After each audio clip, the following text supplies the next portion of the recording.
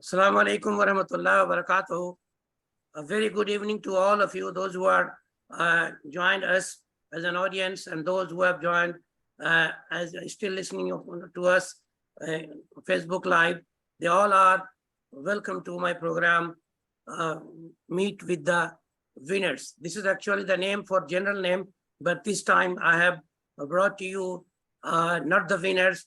It is the one who produced the winners. It is the one who has been consistently and continuously doing good for the community, being a head of the director of the Central University of Kashmir. He is producing many, many winners all over the world. He has his students and fellow, those who are taking his name taking his name, as well as they are succeeding in their life. Now, as you know that the mission and vision of my program is that I am trying to bring all the successful people from all walk of life and need to introduce them to the fellow people back home. And at the same time, I want them to listen their life story so that they can find something to follow and get some idea from them. So this is one of the mission. And to do that, I'm doing 3 types of program. Sometimes I do the panel discussion, and sometimes I bring the person like a distinguished person from the different walk of life. And sometimes I felicitate some students who have succeeded in their exam. So today's program is where I have brought to you a well and distinguished person in all over the world. You can say that. If you just type his name, Professor Shahid Rasool in Google, you will find him appearing over there. He is convergent. He is professor of convergent journalism. He is the dean of School of Media Studies, and he is director of Media and Public Relations Centers. So more will come while I'll be discussing with you. But before that, I would like to introduce him to you all. Let us join me to welcome Dr. Professor Rasool. Welcome, sir. Assalamu alaikum. Thank you very much. So the format of our program is like that. I always do some question and answer sessions, where from I want to know the few things from their journeys, educational journey, and as well as their achievements. So without doing delay, I would like to start with a question but I would like to share you something. I would like to ask him question from the beginning is the most important part of the work. This is what I found from his website. So at the same thing, for every person, there is a beginning story of their journey of education. So I would like to begin with his own statement here. I would like to ask him to start and give some information to all of us, those who are listening, that give some family background of yours in brief, sir. This is very important for my format, because I want my student to know the family background of all the successful people. So my first question will be, sir, please, rather request will be to please give us your family background. Thank you, Professor Reyaz Saab, for having me today in your program. And I also thank those who have joined this program to know about me. And I would in fact expect that there are some question answer also towards the end of this program.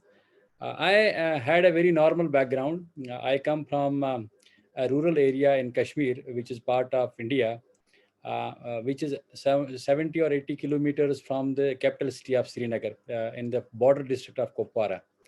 So I came from an educated family because my family had a background of having education. Like my great grandfather had done 10th from the Lahore University. My grandfather had done his FSc. Then my father was also educated, and all my uncles and all, they were all educated from the universities. But it was a rural background, ours was a zamindar family in that area. And I studied in my village, in my own village, up to fifth primary in a normal government school, where the teaching was in the normal, Urdu and Kashmiri.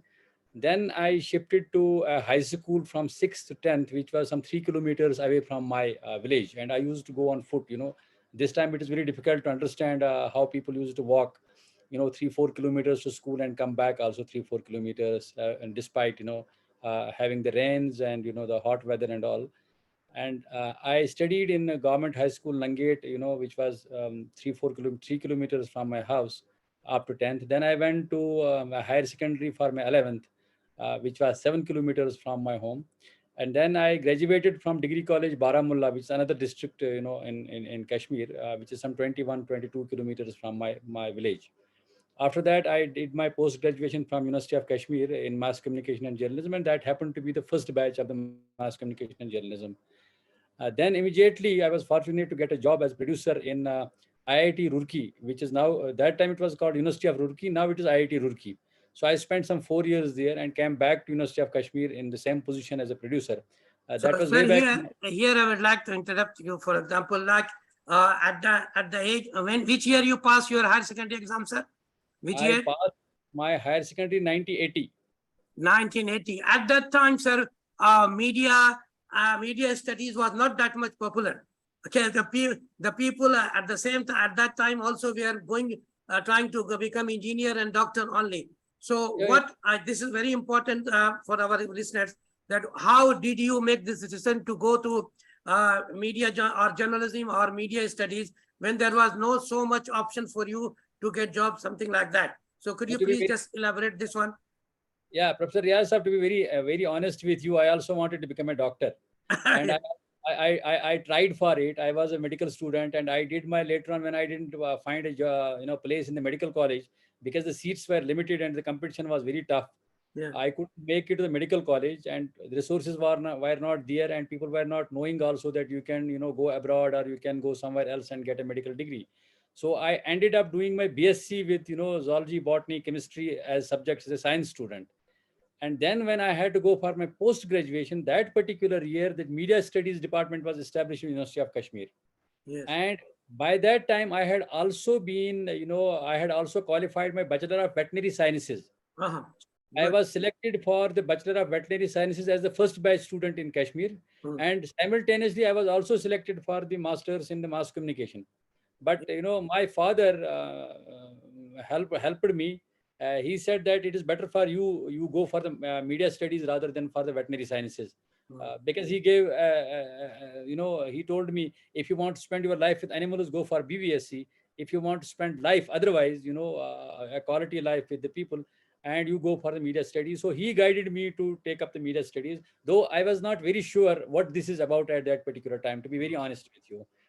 But So, Alhamdulillah, what happened so later on, sir, one thing here again for my listeners, like as you said that you were trying for medicals, but you just did not succeed, and at the end you went out for doing these studies, and finally at the end you got also option for the veterinaries, but you were not knowing about where my future is going to be, so you just listen to someone's advice, and that was your father. So this yeah, is the same story for every student nowadays. They need mm, someone to guide them. yeah, Okay, that's true. suppose at that time you would have not get confidence in your father's advice, you would have gone into the wrong directions, right? Yeah, So yeah, exactly similar situation is happening to many of the students who are not marginal students. They are not getting any kind of advice. They just get a sail into the stream of the waters, and where they stop, they keep continuing being happy on that. So this is the scenario, and it is almost with each and every successful person. So now here come the question, sir. When you took this decision, are you now at this point of time, can you say that you make really good decision, or are you really happy, or still you are feeling something another thing could have been done? no, I think I must thank my father. Hmm. May Allah be pleased with him. He is no more. Uh, he was the one who helped me, and I mean, the decision that was taken at that particular time was the right decision, which at Yes. that particular time I, of course, didn't know. But today, in today's date, I think that had I become a doctor or had I taken the BVSC, probably I would not have been as satisfied as I am today. Yes, very because good. this profession allowed me to travel all over the world. This profession allowed me to, rub my shoulders with with the well-known persons in the world in media, and then I have the satisfaction that I'm contributing something for the overall good of the humanity. I mean, that is something, something very important.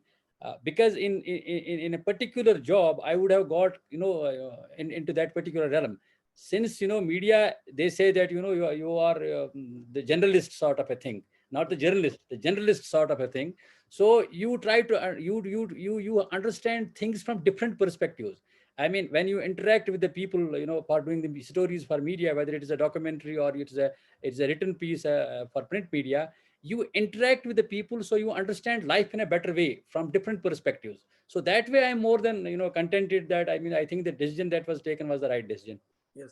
So, जैसा मैं देख रहा हूँ sir कि आप इससे कबल जो है आप यूएस फुलब्राइट फेलोशिप आपने हासिल किया, उसके बाद आप director of Commonwealth of Learning Canada उससे भी जुड़े रहे, director of University of Kashmir रहे EMRC के, फिर इसके बाद media adviser University of Kashmir रहे, ये स्टेट कोऑर्डिनेटर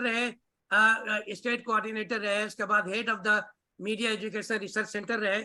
ये सारी बहुत अहम पोस्ट है जिसको अल्लाह ताला ने आपको मौका दिया इन सबको लीड करने का। तो आप इस हवाले से कुछ अपनी बातें बताएं, जो ये पोजीशन से या जो आपका सक्सेस प्रोसेस जो रहा है उसके बारे में कुछ बताएं, ताकि हमारे ऑडियंस जो बच्चे सुन रहे हैं उनको कुछ समझ में आए कि कैसे क्या होता है। I can only thank God that He has been kind enough to me. Otherwise I am an ordinary soul. But one thing is very definite. जैसे कि तकदीरें बदली जा सकती हैं. We believe that our destiny is written. But then there is also this command that कि दुआओं में असर है. So if you do good deeds and then you pray to God Almighty, then probably He will change your destiny also, because the one who wrote your destiny has the power to change your destiny. Correct. So इसमें क्या है कि एक तो ये है कि जो आपके डेस्टिनी में लिखा है वही मिलेगा, लेकिन लिखने वाला आपकी डेस्टिनी चेंज भी कर सकता है, उसके लिए आपको खुद भी कुछ करना पड़ेगा। वो खुद करने के लिए क्या है कि दो चीजें जरूरी हैं। One is that you have to work very hard. Correct. You have to work very hard, तभी आपकी डेस्टिनी बदली जा सकती है, तभी आपकी डेस्टिनी शायद अच्छी बनेगी। दूसरा ये है कि the sincerity and dedication with which you work. These are two, I think, keys for success. नहीं तो हम ये समझें कि सब डेस्टिनी में जो लिखा है वही मिलेगा, हम बैठे बैठे रहेंगे तो आएगा कुछ नहीं। आपकी डेस्टिनी तभी बनती है जब आप उसके लिए खुद भी मेहनत करेंगे। The God says that अगर आप मेरी तरफ एक कदम आओगे तो मैं आपकी तरफ 10 कदम आऊंगा। Correct sir. तो वो एक कदम जो है वो हमें ही चलना है। So we have to begin that journey. And we have to give the inputs. We have to work very hard. We have to strive very hard, and then be honest to the core. Dedicated and honest and sincerity. These are the keys for the success. That's what I believe. Sir असल क्या होता है कि हम लोग समझ नहीं पाता है वो 1 और 10 का ना, तो वो बोलते हैं, वो समझते हैं कि भाई 10 में से 5 अल्लाह आए तो मैं आगे एक कदम आगे बढ़ाऊं, लेकिन वो ही नहीं समझते कि वो कंडीशनल है, आपका ये है तब ये है। ये इसमें लोग कंफ्यूज होकर के खुद आगे नहीं बढ़ते और कुदरत से चाहते हैं कि वो हमारी मदद करे। सर आपने बहुत अच्छी बातें बताई। अब मैं आपको एक चीज आपकी मैं दिखा रहा हूँ सर, उसके बारे में। सर अल्लाह, जैसे कि आपने कहा,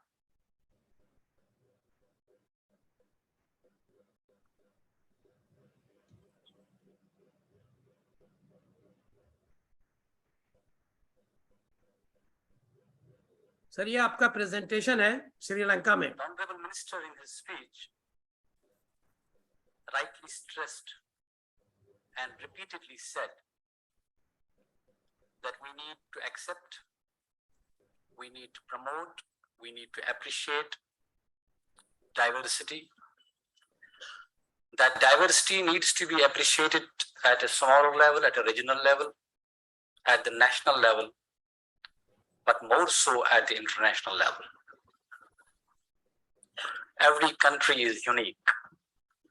And then the countries like India and so इस वीडियो क्लिप के हवाले से आपके लिए प्रोग्राम कब हुआ, कैसे हुआ, गवर्नमेंट ऑफ इंडिया ने कब आपको रिप्रेजेंट करने के लिए श्रीलंका भेजा। ये सारी बातें जो है हमारी ऑडियंस को बताएं, क्योंकि ये बहुत जरूरी है।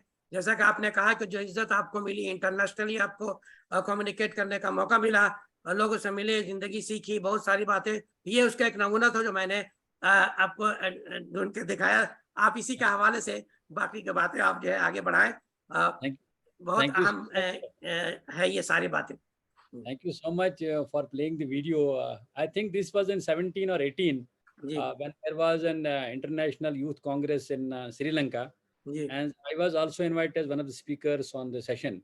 And I was nominated by the Commonwealth because that time I was director of the Commonwealth Center in Delhi, which had the jurisdiction of 7 countries. So Sri Lanka was also part of that. So it was during that there were all the ambassadors of the European countries and, who were invited for the inaugural session. And there's a big gathering, international gathering was there. So I was also given 5-10 minutes to speak at the inaugural function. So this was the part of that inaugural function where we were talking about the diversity, in terms of this. So then I also got a chance to speak for 4-5 minutes. I think this was at 17 and 18 in Sri Lanka. So diversity nowadays is also too much spoken terminology nowadays. Every government in the world, they are talking about diversities. Because just from your expert opinion, why diversity? Everybody knows that we have to live together. Like our country, India, is already unity in diversity. Why the people have realized this very late on what is actually going on the zero level, okay, on the ground, on the earth, okay, what is where this concept is going to? Just give from your own experience a brief idea. What I believe is that this diversity has become more prominent, and preservation of the diversity rather has become more important because of the technology that is playing, transforming our lives. Yes. As the Marshall McLuhan long back said that the world will become a global village. Correct. In today's world, we are living in a global village. Correct. So everybody's culture is important. Everybody's religion is important. Everybody, geographical location, is very important. Now, when you have a level playing field in the world in terms of the technology, especially the communication technologies, there is a possibility that some dominant cultures will try to, overtake the other cultures. So what's important is, you cannot stop it. We cannot stop it. As in our religion in particular, God created the world and man created the boundaries. Correct. And with this new artificial intelligence and the new technologies that are coming in, these boundaries are falling apart. When the boundaries are falling apart, the cultures are getting mixed up. Correct. It's very difficult now in today's date to preserve your own culture and keep it away from, and that's not recommended also. You cannot live in a silo. So while you have to try to preserve your own culture, you need to have a respect for the culture of others, because human beings are becoming global citizens. You no longer can remain the citizen of a particular country. Of course, we have alliance to our own countries. Our countries are very important for us, and we are emotionally, financially, socially, and everything is governed by our own countries. But now that the technology is permeating those boundaries, right now you are in Dubai, I mean, somewhere is somewhere, and we are all talking. Where is the boundary? There is no boundary now. Correct. So unless and until we understand the cultures of other countries, we have respect for those things. That's why this concept of preserving the diversity has become prominent. In earlier days, it was not that prominent because the communication was not that much. Yes, in terms, even transport was not that much. If you talk in terms of the air travel or the rail travel or the the road travel, it was also not that much. Now we experience a huge inflow of the travel. Everybody is traveling. And then there is a travel, the virtual travel. What in 70 Alvin Toffler had said that in future the experts of knowledge will travel virtually. Correct. And now we are all traveling virtually, and we are traveling every day virtually. So whatever happens in one part of the world impacts other part of the world immediately. Say to 20 years back, what was happening in Ukraine or what will happen in Taiwan may not concern me immediately. But in today's date, because of technology, I become part of the Ukraine, I become part of Russia, I become part of Taiwan. So those things have increased the what we call the importance of understanding the diversity, understanding different cultures, and then trying to preserve those cultures at our own level, and at the same time become a global citizen. So that's what has made the difference. Sir, there is a one option, because I have given a very a big lecture on diversity in my university. So therefrom, I gave this important idea that some people, some languages are in danger because of the globalization of the world. The whole global world will be giving preferences to those countries' people who will be speaking their own language in order to get their work done properly. So don't you think any kind of such issues, because 2050 it has been predicted many languages will be vanished, and the three languages will be prominently spoken: Spanish, and then English, and the French. These three languages will be prominent, and those who will be speaking these countries' people will be hired for the work, because it will be globally controlled. So what's your opinion about this? That some of the languages will be affected because of this, because when you are living together in a global village, they will try to make it more effective communications. So if there will be a kind of so much disparity, okay, then how to communicate and discuss about own problems, this will be a problem. So if you go and see in the YouTube, an Arabic person went to a Malabari to ask an egg, and he's not able to explain about the egg, and this communication make him at least 5 minutes before they start fighting. So this kind of problem could happen, obviously. But diversity is surely to be maintained, because if a person in a shop, a person came from the other language, okay, then if that language person is over there, then business will be more. From that perspective, it is required. But actually what is going to happen is this kind of crisis will happen. What's your opinion, sir? You see, what I believe is that, when the entire globe has become a village, there is global village concept has come true. There has to be a communication language. Yes. And English in today's date Yes. has taken that responsibility of becoming a global communication language. So if the job market is also become global, so it's important for our students, to know English. Yes. Because if they are confined to their own regional languages or their own mother tongue, then probably it will be hard for them to have the acceptance in the global market, employment market especially. Now, having said that, when the English has assumed the global significance, Yes. also very important for us to try to preserve our own regional languages in a way. Correct. And I believe that so far as there are people who can speak their language, the language will not be in danger. Correct.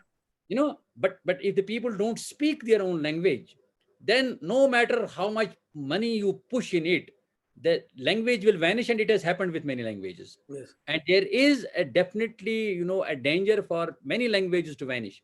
But I can tell you from my own place in Kashmir, people, especially the upper middle class and the middle class people, they now speak to their kids when they are born either in English or in Urdu. So the net result is these kids remain away from the Kashmiri language. Yes.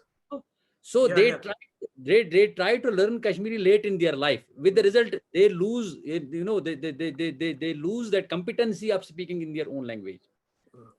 So what's important is that we have to equip our kids with a global language, which can be, of course, today's date it's English. If they know more than one language, it's of course very tough. That you cannot teach so many languages. Like in my place, the students have to learn Urdu, they have to learn Hindi, they have to learn Kashmiri, they have to learn English. Yes. So these are 4 languages which our students, of course, there are some options also somewhere, but more or less, the 3 languages are to be learned. It is an advantage also, because if you know more languages, but it also puts some extra load on this. So, but if we speak at home in our own mother tongue, in our own language, then also equip them in the school, with the English language, with Urdu language, and some even in Arabic, because Arabic, whole of the Arab world is a big employer. Yes. If you know Arabic, then probably the acceptance will be higher. Yes, So, correct. but English can suffice also. If you Yes, know correct. English, you can get a job in the Arab world, you can get in the Europe, you can get in the where the jobs are. So it is important that we learn English, but at the same time, we try to preserve at our own level, our own regional languages. It's very important because, your culture is linked with your language. Mm. Correct. And if you are, say, if you scold somebody in your own language, or if you pray for somebody in your own language, it gives you a totally different feeling. Correct. The same thing, if you translate into English, it may not give you the same feeling, the way you will express that feeling in your own mother tongue or in your own region. So the mother tongue also becomes equally important. Yeah. Yes, it's very, and it's difficult to forget as well, sir. If you just, as you said, if you just try to maintain talking at your home or in your fellow brothers, if you keep on talking in your mother tongue, you will not forget. There was a study, sir. One person claimed that he can speak 150 languages at a time without being distinguished of which mother tongue he belongs to. Mm-hmm. And he was saying, but so one person, okay, accept the challenge, and he will be able to tell him which mother tongue he actually belongs to. So the person, when he started speaking all the language, he went and slapped him on the face. And just he got the slap, immediately what he says, Mago. People come to understand that he is Bengali.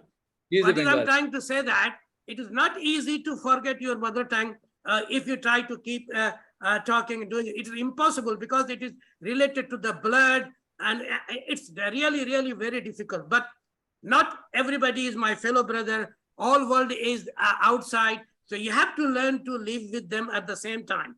So we will be respecting our language, but English should be given preference in order to live and sell yourself outside the world.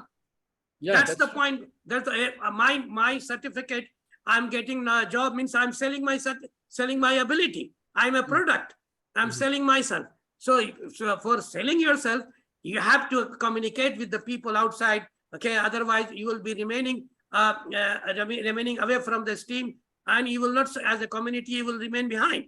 So this was a very good thing. Now I would like to just go through that. You have also been given so many responsibilities, like you have been chief editor, you have been chief producer of Weekly Quest Video Digest, you have been producing many film also. Okay, could you please give some information about your production that you made for your as the responsibility of your job, what you have done, what you have produced? Just please give us a little bit information about that. Yeah, basically, as I said in the beginning, I have a rural background, and I can understand how difficult it is for the students from the rural areas to to study. Yes. In the sense, because the rural areas are bereft of good quality teachers, good quality infrastructure. You don't have good resources at the village level and even the semi-urban areas. So the students of these areas are at a disadvantage. So what I tried to do is, with the help of the government of India, had a major initiative in the form of UGC's countrywide classroom. So what was done is that the best teachers will be identified, and then the lectures will be recorded with them.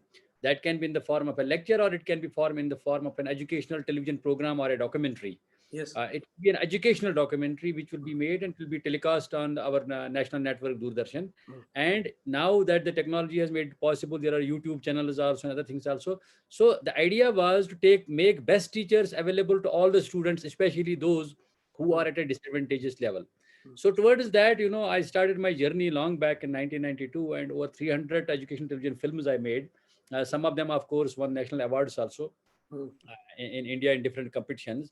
And then I also did some documentaries, which were, shown at the national level, and some of them, of course, were appreciated also. So that was one part of the program. Second is that, I have this Quest program that you talked about. We have felt that, the academia and the society are at two different levels.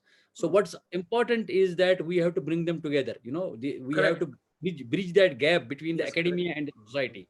So lots of seminars, conferences, or the experts deliver lectures in the universities and all, but common people don't know about this. So Correct. what I did is I was making a weekly magazine program, which was covering all the events, academic events that take place in the University of Kashmir, and then we will telecast them on Doordarshan. Doordarshan is on a local network. So people will also see what's happening in the university and they will also come to know. Then these programs will also be on the website. So if somebody is interested in knowing more about it, he will go to the website and find about it. So the idea was to bridge that gap between the academia as well as the common masses. So it served a purpose. Similarly, what we did is we did KURD, which was Kashmir University Radio Digest. It was put on the Radio Kashmir that time, which is All India Radio's Srinagar station, and it was broadcast in the morning at the prominent time between two news programs at 8:20. So this program was also aimed at bridging that gap between the society and this, and they became very popular because people will come to know about what is happening in the university. We will also announce the various admission processes or scholarships and other things, so that people know about these things. Normally people don't know about these things. So the idea was to bridge the gap between the academia and this. So that was the quest and the Radio Digest program that I did. So over a period of time, I was blessed that I worked in a center, Educational Multimedia Research Center, where we had all these facilities available. And then, we had the mandate of developing the education television programs. And later on, we did also the e-content.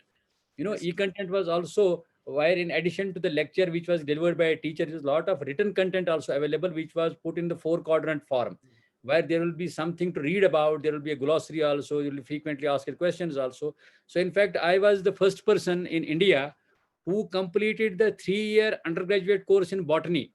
Oh, E-content, 300 television programs and 300 contents were developed, which were put on NMEICT's website.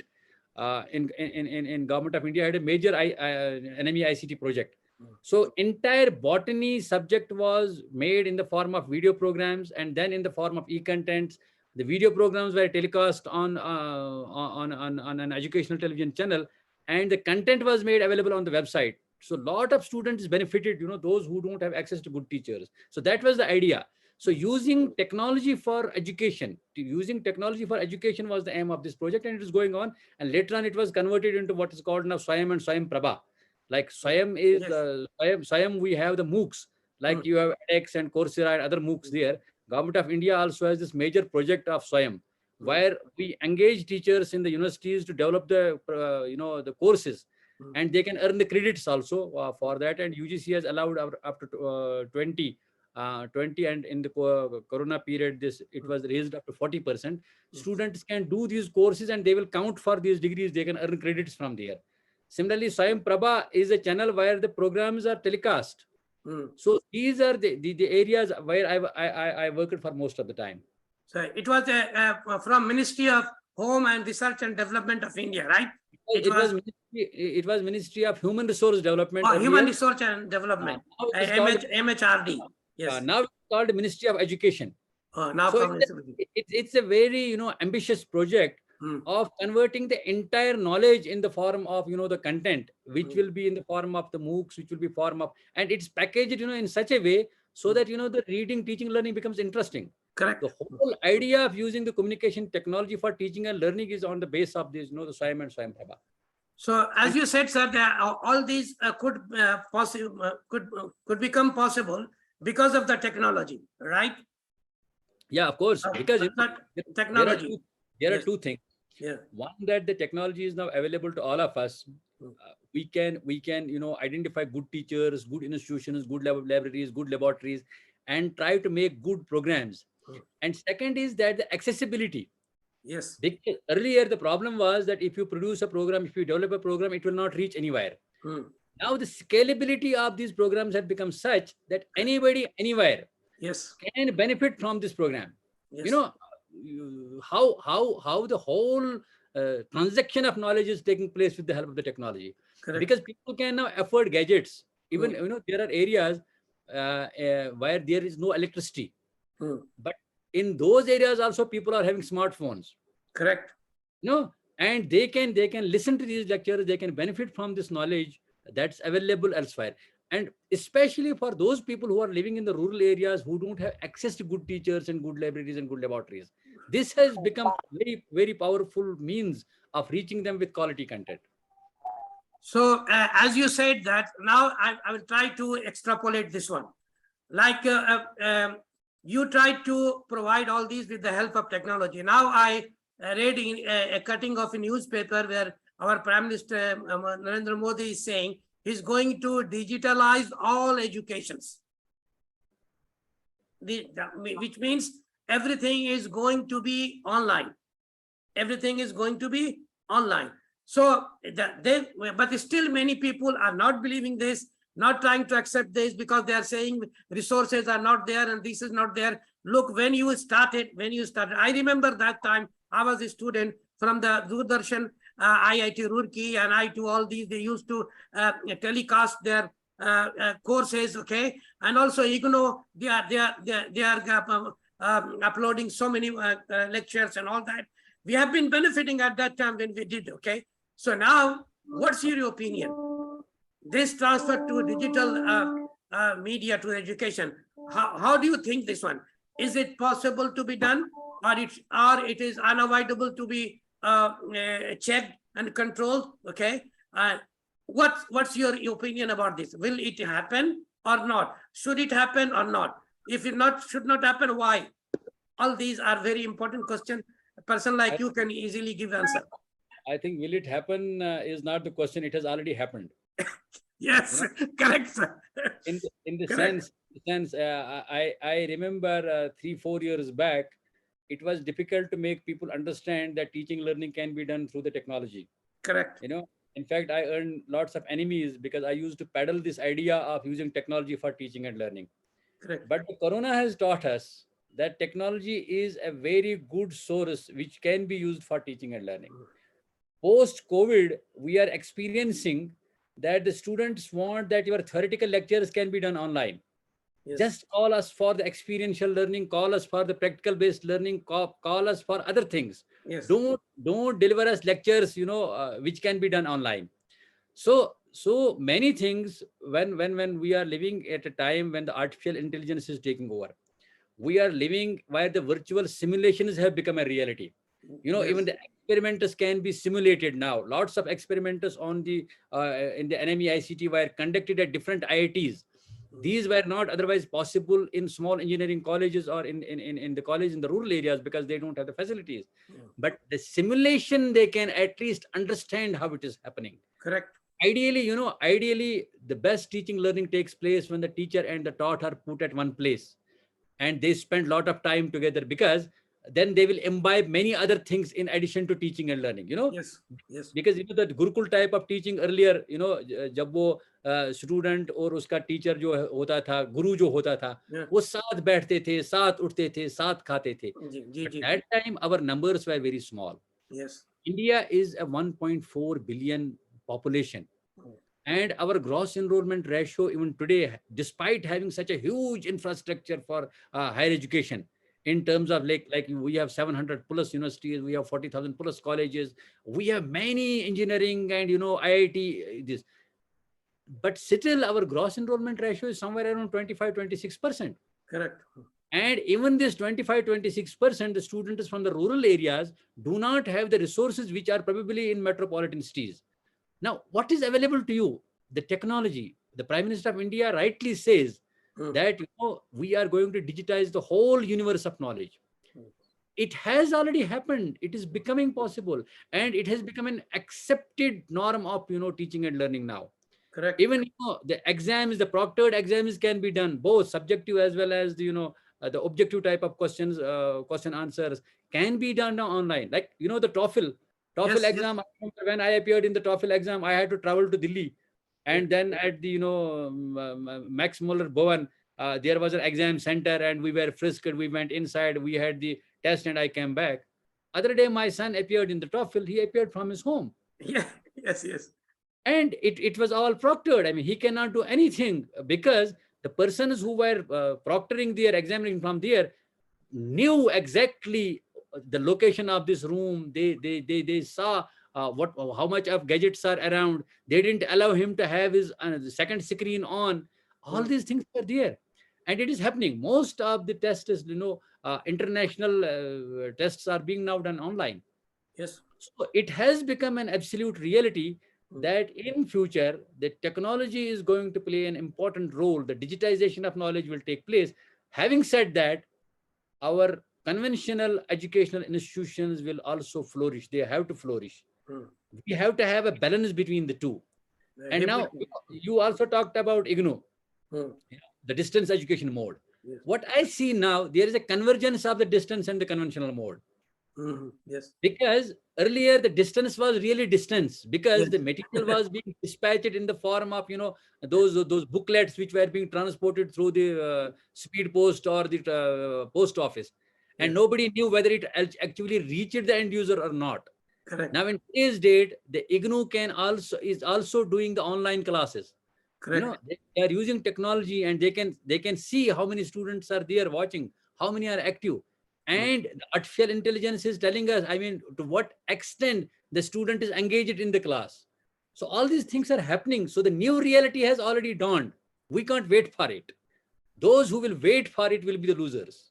So we have to have the combination of both the existing conventional educational system, but also the online education system. We have to merge the two together so that better teaching. And especially it's important for those, as I said in the beginning, because I come from a rural area, this is important more for those students who come from the semi-urban and the rural areas, because they don't have the advantage of having good quality infrastructure and teachers available in their areas.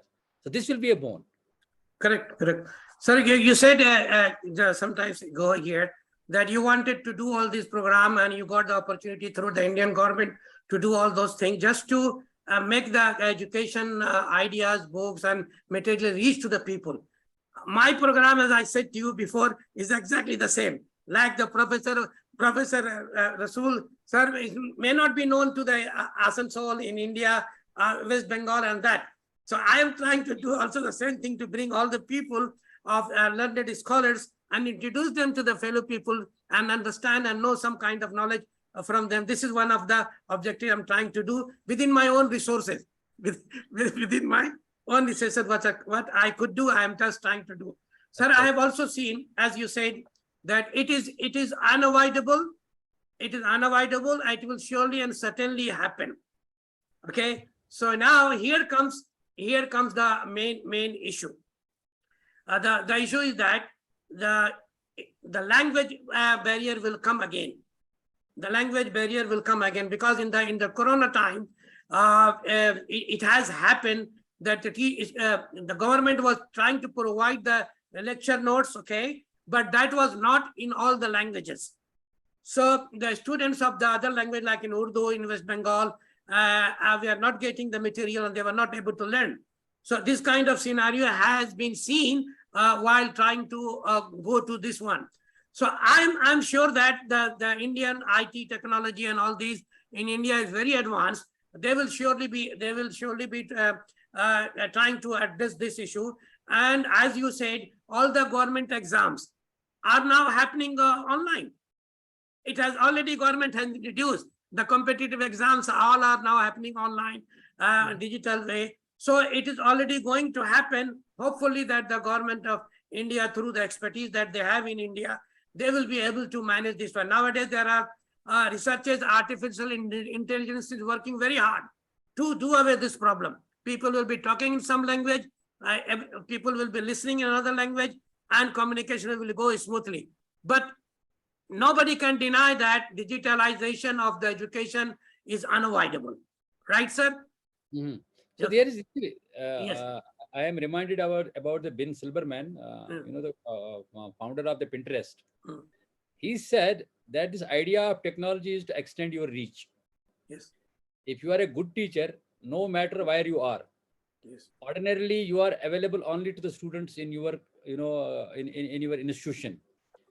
But the technology has made it possible that a good teacher will remain available to all across the globe. Like, some years back, I did a MOOC with the help of a computer science teacher in my university on algorithm. Yes, You know, algorithm, yeah. algorithm. Yes. There were 7,000 registrations for this course, and out of that, 3,000 registrations are from out of India. Correct. There were people from within India also, from Kerala, from Northeast, from otherwise. And then there were registrations from Bangladesh, from Pakistan, and you will be surprised there were registrations from USA. There were registrations from Australia. There were registrations from Fiji. You know, so this teacher of mine, who would have normally taught probably the students in his own class in the Kashmir University, was able to engage students at a global level. Correct. So the technology is extending your reach. Now, the question that you raised earlier was the part of the language. Yes. Now, artificial intelligence is working in a great way. If you want to listen in Bengali, you just turn it to Bengali, it will automatically convert it. Yes. Because the translation software is becoming so good now, Yes. that you can choose a language of your choice.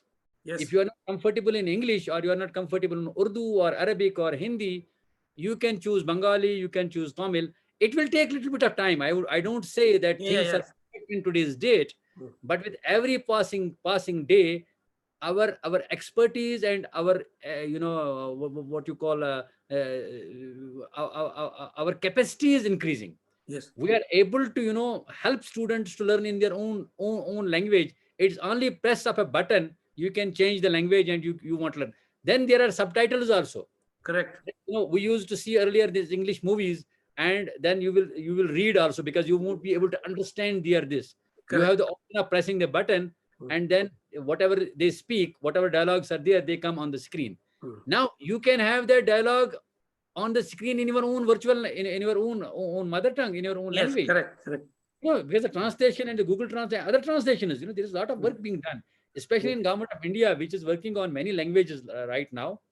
So we have the advantage that technology is helping us even in the translation. We may not need a translator. It will be the artificial intelligence which will be doing things for us. Correct. So now the last question before I call upon from the audience to ask question to you. As you said, that we want to bring all the expert teachers to teach every person, even in the remote village area. Now here comes another issue. If everybody wants to take lecture from those expert people only, what will happen? Because it is impossible for everyone to become like one single person. So don't you think that the other teachers might get a kind of issues? Nobody will be registering with them, and there will be a danger for their jobs and all. What's your opinion? No, it is a competitive world. It is a competitive world, and the fittest of survival of the fittest. Yes. That's of course there, but then there is also a local touch. Good. I will benefit from a lecture from Professor Reyaz Saab, from Asian University, but at the same time, my own teacher in my own institution will also give me 40-60% of this. The idea of technology is only that we can share our resources. Correct. And that is, I think, also required in today's world. Correct. Because we don't have enough, especially in the countries like India and countries which don't have enough resources for, in India also, despite Government of India pushing so many ideas together, we have other areas where, like, drinking water is to be given, health facilities are to be given. It's a very huge country, and our resources don't allow us to increase our GDP for education more than right now. Also, it's less than 3% of our GDP that goes towards education. So is that amount sufficient? No, that amount is not sufficient for giving quality education to our students. So what is the solution to this problem? The solution is the judicious use of technology for teaching and learning. And this is exactly what APJ Abdul Kalam had said. Yes. He said that, the challenge lies to train the ordinary Indians, because every Indian cannot make it to IIT and IIM. But the challenge for India is, because India is a young country, it's a youth, it's considered a young country in the world, because our median age is somewhere between 24 and 35. Correct. We will be providing the skilled labor and the skilled manpower to the whole world. This because is the rest of Europe and the West is aging, Correct. But he said that the challenge lies in training the ordinary Indians, and that challenge can be met, he said, at that particular time, through judicious use of technology for teaching and learning.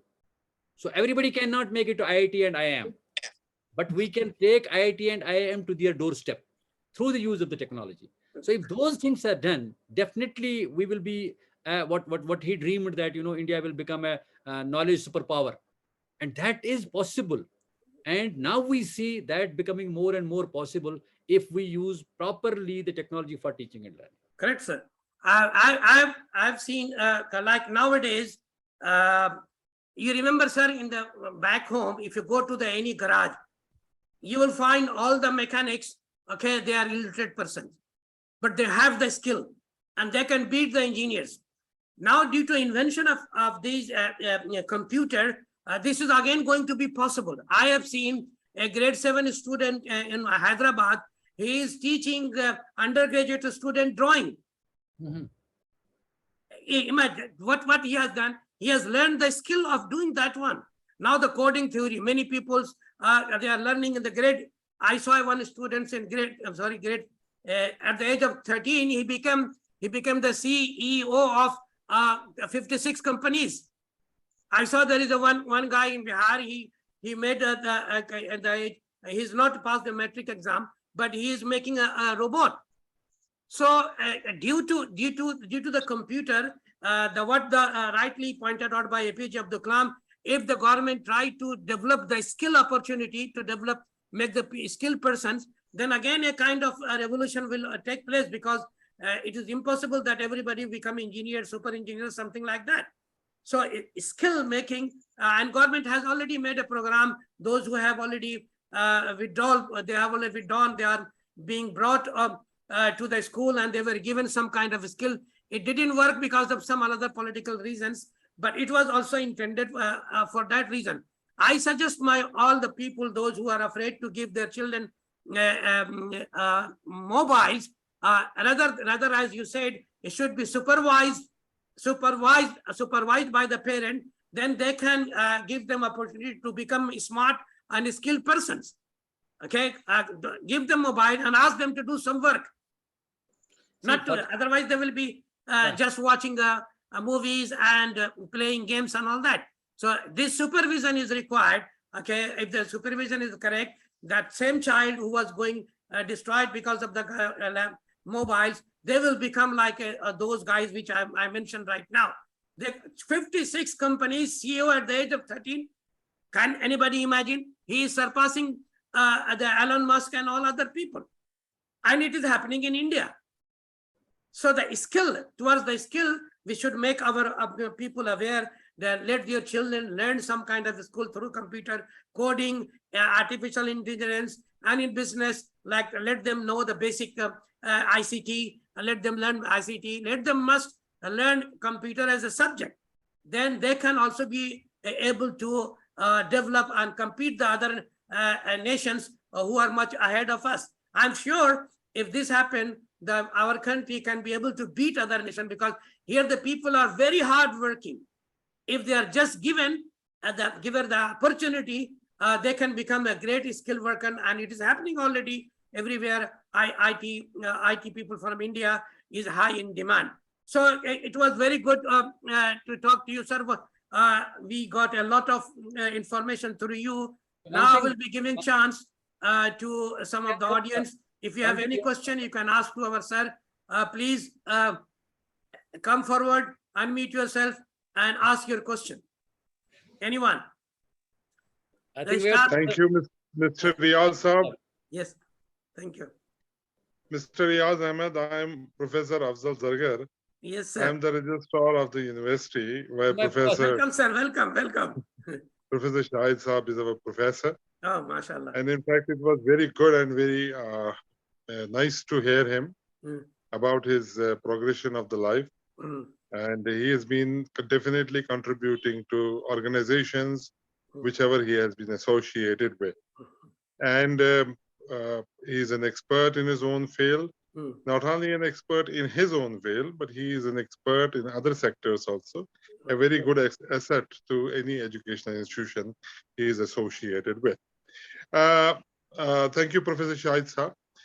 My little query is that, In fact, we understand that, information. Am I audible? Yes, Yeah, yes, yes. Wasim Yes, Saab, आप mic off करें please. Please. May I request Wasim Ahmed Saab, please? Okay. I muted him. Okay. In fact, my little query is that, there has been a lot of development in the information and communication technology. And it is because of that the world has shrunk to our mobiles, and we are able to communicate, we are able to express ourselves. And a live example is what we are doing right now. We are at 3 different locations, are engaging with definitely a discussion. Correct. With this information technology and communication technology developments, there has been a role which has changed for everybody. And media is again one of the important things that plays a role not only in our future progression of our country, but it is also having a role to make us move into different sectors also. It is having a definite impact on different sectors also. Correct. My query to Professor Shahid Saab is that, what does he feel like, or the different opportunities that are available as of now with the changing technology, one in our union government, in our country, one, and what are the challenges and that lie in future, opportunities as well as challenges, and why does he feel कि we need to cope up, we need to just put our eyes on, so that we restore the glory whatever we have lost over the last few years. Please, sir. So this is a very big, thank you, Afzal Saab, for your comments. The question that you raised is a very big, big question, and I don't know if anybody has an answer, a short answer for these questions. Opportunities are, galore, in the sense that, if you think in terms of the media industry and the job market that is there, it is huge. Especially the skilled, manpower that is required by the proliferating media industry. But at the same time, I think what Professor Afzal was also indicating was the challenges that the media faces today. Because what we are experiencing the world over is that media is playing in the hands of few. The corporates and the money and the powerful are making use of the media for their own, vested interests, which is taking that sheen away from the media, which was considered to be, ombudsman sort of a thing. It was showing the mirror to the society that this is something, this is not good. And that's why, they say that media is the 4th important pillar of the democracy. After judiciary, after legislature, after executive, media was considered the 4th important pillar of the democracy.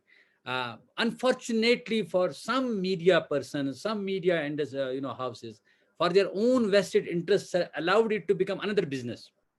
I am reminded, of long back when the old Jain died and the young Jain took over the Times of India.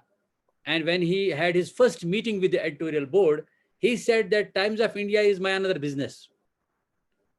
Because they were already they were industrialists. He said, this is my yet another business. But unfortunately, in today's date, media has also turned out to be a business for, all. So that is the challenge. How do, media retain that epithet of being, called the 4th pillar of the democracy? But all is not lost. Now that the technology is there is a global, what we call a citizen journalist has emerged. There are platforms which are more, what we call the open. They are more independent. They are more autonomous, and nobody. But definitely there will be challenges because it is a commercialized world. It is the money, that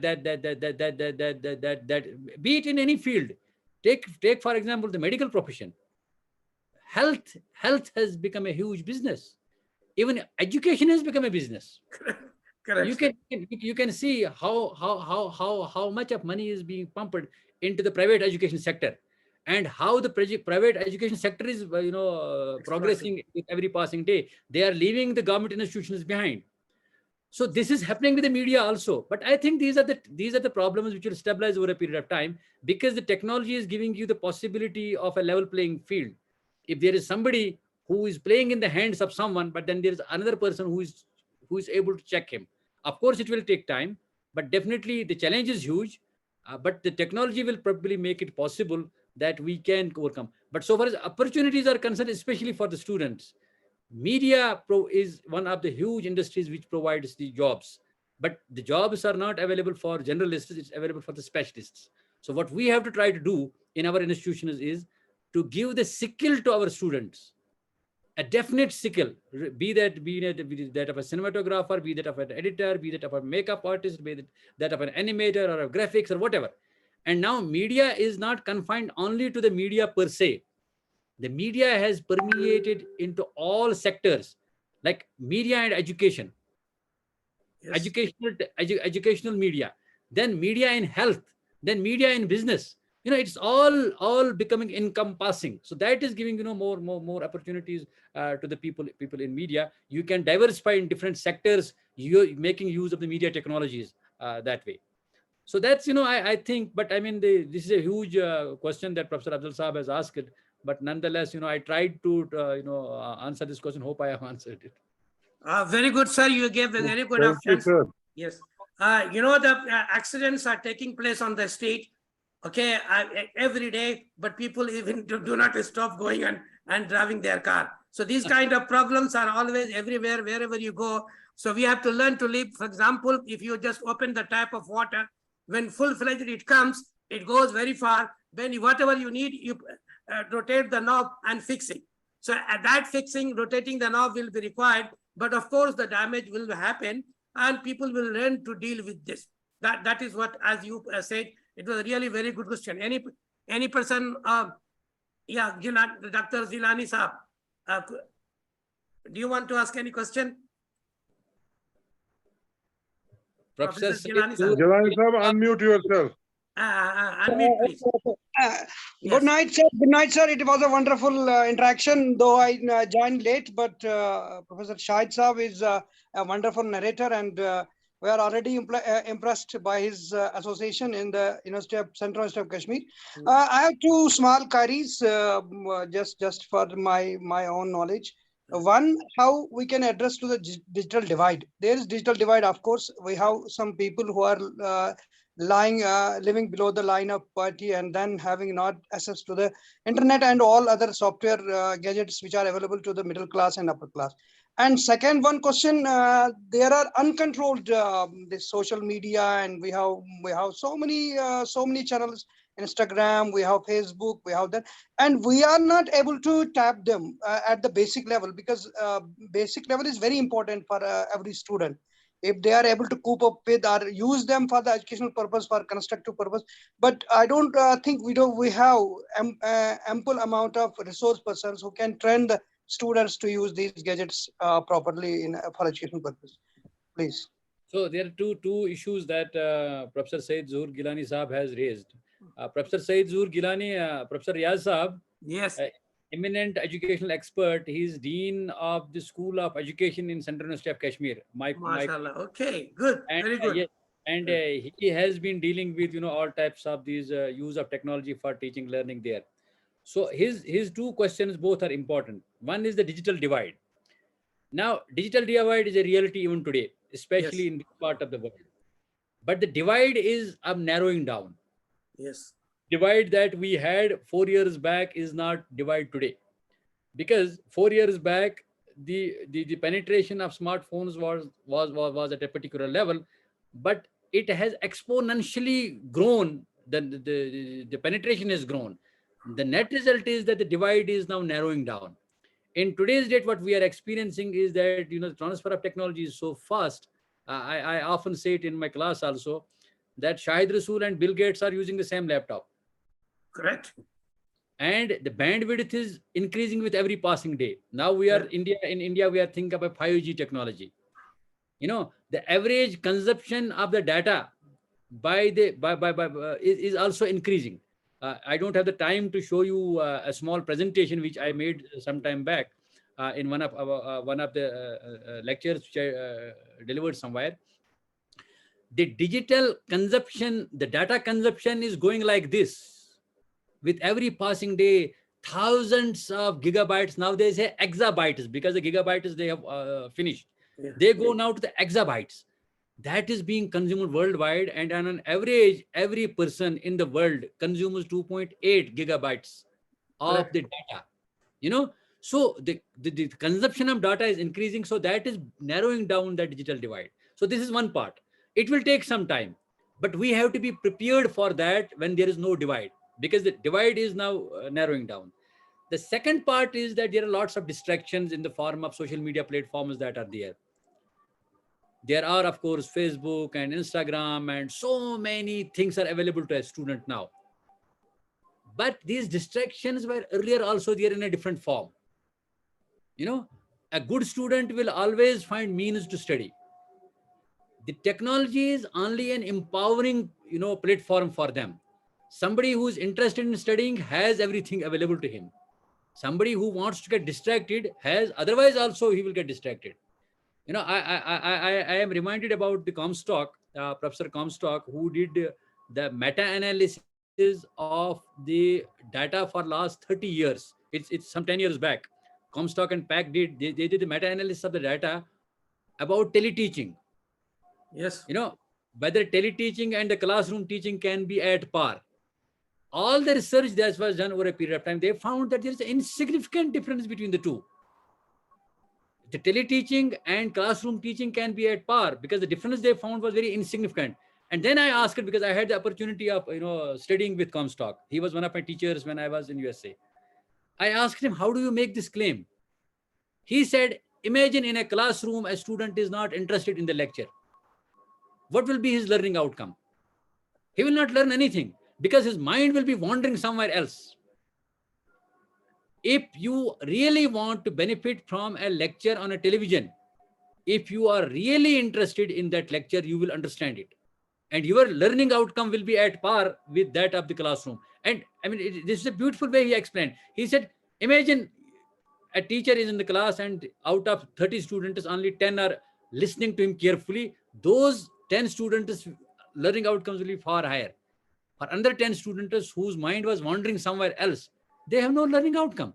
Same happens with, with teleteaching. So the platforms are available there. What's important for us as educators is to keep things available for them. Then there will be some students who will benefit from that. There will be others who will otherwise also not benefit. So, but that should not discourage us from using technology for teaching and learning. Yes, rightly you pointed out, sir, like the question of have and have-nots were always been. There are have and have-nots were always been. So is the case here related to the technology. There will be some people having, and as you are also rightly pointed out, I have seen in my personal and during the corona when we went to the 100% online. Now after when we started to teach in the class, student was saying, sir, please record it. Now I'm not able to teach in the class the way I used to teach before. They want to listen in the class at the same time they to be recorded so that they can go and watch over there. And you have rightly pointed out, because nowadays I'm going to deliver a lecture in info on 13th of August, 13th and 14th of August.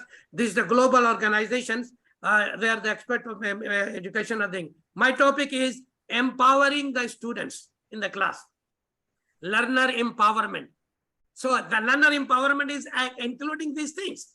Yeah, and it is seriously work is going on that, where I will be talking why the students should be empowered nowadays, because teachers will not be the table should change now. Table should change now. Not only the teacher will be speaking, the students should also speak. The students will be given tasks to come and on the board and teach them. So this the research is going on and things are coming up, and you rightly pointed out that this cannot be avoided. The tele education is going to be the future mode of learning, It's not going to be avoided. So thank you, Dr. Gilani. You also asked a very good question. Anybody else want to ask? Please come forward. You will not get such a person again to answer your question. My pleasure. Hello? Anyone? Professor Shahid Rasool. Yes. Am I allowed to make some comments? Why not? Sure. Myself is a Dr. Maharaj. I'm from Central University of Kashmir. Okay. I believe that the hybrid education will be the future education. And we see that universities are going to be digital now everywhere. The future course of education will be only the tele-education. And we will not be having now the face-to-face education in the immediate. Correct. The people will not be having the time, and we may not be having the resources that we can engage the people on delivering the face-to-face or classroom-based education. The technology has driven us to a stage where a person is doing multiple tasks simultaneously. So coming to the university, spending all the day in the university and getting engaged with everything and involving a lot of resources, a lot of people will not happen now. Now we are trying to crush the resources. We are trying to minimize the resources. And that will be the one of the other driving force which will push the universities or colleges or the education towards the hybrid stage. And students have the huge challenges. They don't have only the academic challenges, they have the domestic challenges, they have the other life challenges. So going to universities for all the day and spending there all the time with academics will not be the future. And in that structure, it will be the only the digital education that will overtake everything, and students will be engaged with the education as per their convenience, as per their requirements. And I believe, I'm sure of this opinion, that future education will be the tele-education only. So what is your question, sir? What's your question? I don't have a question. I was just making a comment on very good. what is going to happen. What is going to happen? How we are going to have the future education. Right. Dr. Maharaj Sahab, thank you very much. I think you are very much right.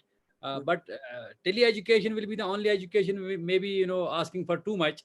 But I think you are right in saying that there will be a hybrid education that will take place. Correct. I think I said somewhere in the middle of my discourse that what's happening today is that there is a convergence of the distance and the online and the conventional system. Correct.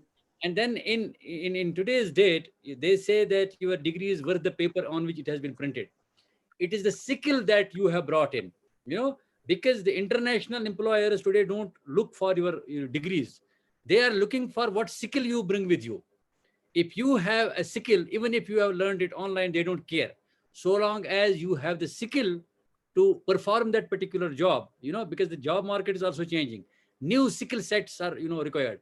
Earlier, you required a carpenter who knew, how to do this. And today, you have a carpenter who has to deal with the digital technology. Yes. Similarly, an auto mechanic. Earlier, he was dealing with a mechanical car. Now he is dealing with a digital car. So your skills are also changing.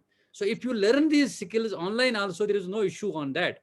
But definitely, we have to maintain balance between the two. There is definitely the conventional educational system for, as I understand, will continue. But they will also have to blend it with the online education. Some part of the education will take place in online mode, and other things can be done, in face-to-face mode. So the balance is the trick. That will be the future of the education. That's how I believe. Very good. Anybody else want to say something? Ask question. Come on. Am I allowed to speak one Sure. Actually, in the conventional education, there are certain courses which cannot be really exactly or completely taught in the tele-education. Let it be the pure mathematics, let it be the pure accounting. So teaching those papers, those courses become somewhat difficult in case of tele-education. But I believe in the coming time, the technological revolution will make those papers convenient and easy for teachers to teach even through online as well. But as of now, what we believe that teaching those courses becomes somewhat difficult, especially for teachers who are engaged with commerce, with management, with mathematics, with physics, or with some other kind of technical subjects, technical domains. For them, it becomes difficult to teach certain areas of these courses. But over the time, I believe that till that time, we are able to find a technological intervention, a developed technological intervention that can take care of this very aspect. Till that time, we have to continue with the blend of the conventional and the hybrid form of education. And this is what I want to say. So, Doctor, what you said, look here, I'm showing you here. This is online teaching, and Yes, yes. and I'm able to deliver better than the classroom, because all these which I need to write on the board is just copied and put over here, and I'm able to teach more better than what I could teach in the classroom. Technology is already there.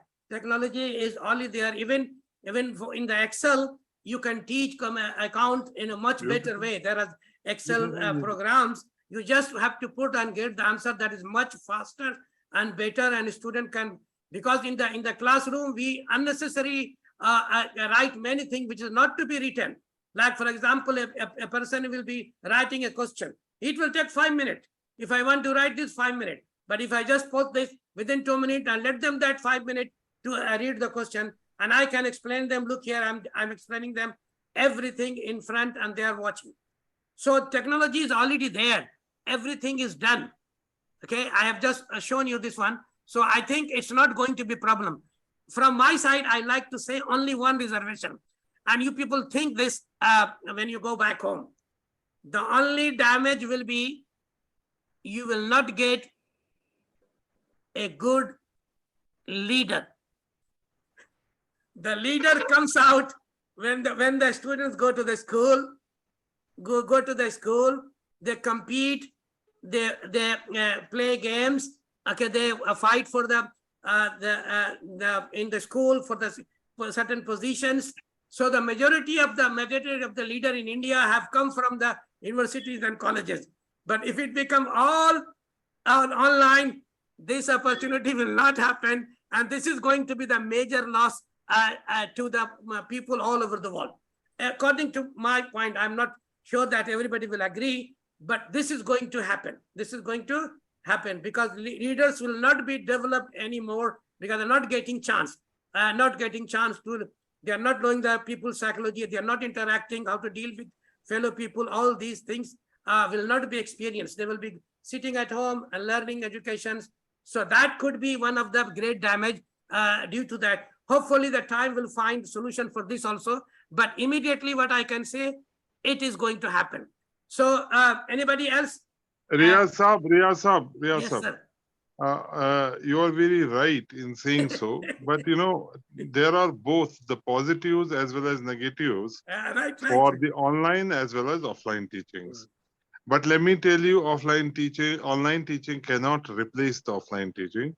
And there are n number of plus points with the offline teaching also. Correct. But what Professor Miraj Saab was saying is that ultimately we have to go in a blended mode. Right. That is the best via media, because both the options have its positives, pros and cons. Correct. And definitely we have to take the best. The best will be when both of them are blended. Correct. Means ki jo hai, online has its n number of advantages. Correct. The advantages could be, you could share videos, you could share, smaller videos, larger videos, you could share the figures, you could share anything. But there are lots of issues as far as, which we do not get through online teaching, which we have learned till date through the online mechanisms. But this online mechanism has to also grow a lot. Now, my query to Professor Shahid Rasool Saab is that he was talking about the gross enrollment ratio of India, which is pegged around 27, 28 as of now. And there in the new education policy, it has been said that we have to reach to 50 within these next 15 years or now, next 14 or 13 years, which are left now. Why do you feel like, the technology can help us to reach to this magic figure of 50? Because in the absence of the technological revolutions, can we expect of reaching this 50 magic figure of 50? The Abdul Sab, thank you very much. I think the answer to this question lies in question itself. Like when we say, when I said earlier that, we can stretch our resources, I referred to the Ben Silberman, who said that, the technology will allow you to reach more people.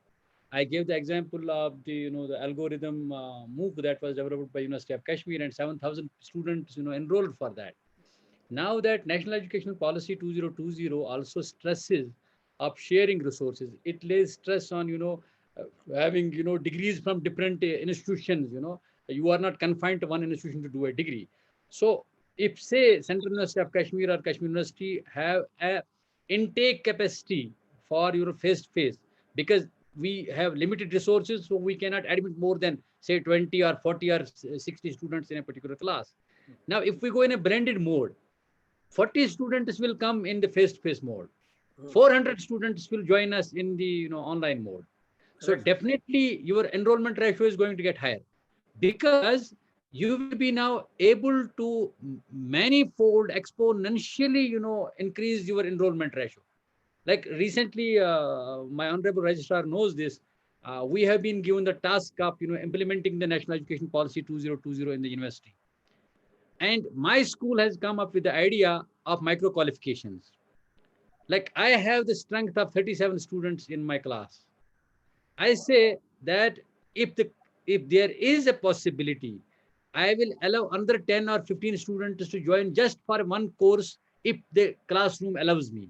But if I can go in an online mode, I can offer the same program in online mode, and any number of students can join for this program. So the technology is definitely going to help us to increase our enrollment ratio. And then in 2035, 50% gross enrollment ratio may not be difficult, provided we invest in the use of technology for teaching and learning, and we make it part of our, part of your teaching and learning process, and enroll more students. In blended mode, we have one group of students, and another group of students can be in the online mode. So that way, I think this is achievable. And National Education Policy 2020 lays stress on use of technology, because there will be a national level technological forum also which will be established, which will help us, to put technology in proper use for teaching and learning. And that will probably help us in increasing the gross enrollment ratio. So, thank you. Thank you so much. Thank you very much, Dr. So now we are running out of time.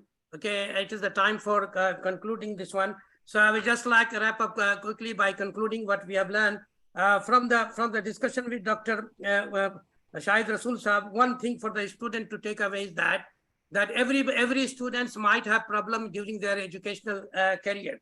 They want to do something, but they cannot get that one. It has been the case with Doctor, and he has shown that what comes at the end is actually you have been destined to do that. So no, don't feel insecure if you are not getting the subject or the profession that you want to go. Whatever comes to you, you should take it. Maybe God wanted you to reach. You have taken the wrong train. Also during the discussion, Doctor said that where from you belong, it doesn't matter. If you have the good people to guide you, you will surely and certainly succeed. Whether you live in the village or live in the city, you need someone to guide you. A guidance, a counselor is required. That's why nowadays in every school there is a career counselor, and many people have become career counselor nowadays as a profession. So people must watch and get this information from them before they make the career decisions. Also, from the discussion, it came that because the Dr. Shahid Rasool has been entrusted a lot of work through the government, and he has really done a lot of work which was at that time feasible to be done. He did. So exactly similar way, you don't wait for anyone. Whatever at that time you can do good, you should also try to do good and achieve. Like that, he did the e-learning, made so many materials he created. Also, you should be trying to find out whatever available to you. Don't look for someone will come and give to you. You keep doing. Also, from the discussion, it come to the point that English language must be taken care of. because it is the language of the business. Everything nowadays business. Scientists, whatever producing is they are selling also. So ultimately the scientific inventions are also doing a business. So a language of business is English. So you must not ignore this one. You should try to learn it in a better way. Dr. Sahaba also discussed about, because it is the development, digital development is taking place in a very exponentially. So it is very possibility that everything is going to be digital, and we should be really prepared for that. It's not going to harm us if we properly use it and learn to use it, then surely and certainly we will get a lot of benefit from here. We have also learned to that because of that in every transition, there is a problem. You cannot just switch off. It is just not like that when you try to get up into the running train, you will be seeing your first, one leg is on the earth, another leg is on the train, and then only when you reach there, then only you put the second one. So this is called transition phase. I think this is the same case that we'll have to go with the hybrid mode of education. And when we become quickly everything we get it, we will switch to the 100% digital. Also, regarding some of the audience asked question. Professor Gilani, he is the education expert. He also asked questions. They were questions all very important to take away at home. So I think we have a very good sessions, and I would like to thank you, Professor Rasool sir. I didn't have time to take rest. It was continuous interaction with you, and with a good ideas came up from him. I'm sure that my audience will surely have been benefited this one. So I would like to wish you again more good luck for you, sir, in future. And I can see you again in some program like this one. And wish me also, I'm trying to do this work. Just pray and help me whatever way you can do for me to let the person like you to be introduced to the people. I'm really happy that I just asked you once and you become, you agreed to this program. I'm really thankful myself, and the people who are listening were also can be considered to be thankful for getting all these informations. So this is an announcement for the listener that tomorrow I'm going to felicitate 2 students from Kolkata. They are all India ranked 2 twin brothers, 399 out of 400. Another boy 398 out of 400. Okay, oh. They are the rank 1 and rank 2. I'm going to felicitate them tomorrow, 7:30 UAE time, 9 o'clock Indian time. So I would like to request you to join me tomorrow also. And all the here good professors and educated people are there.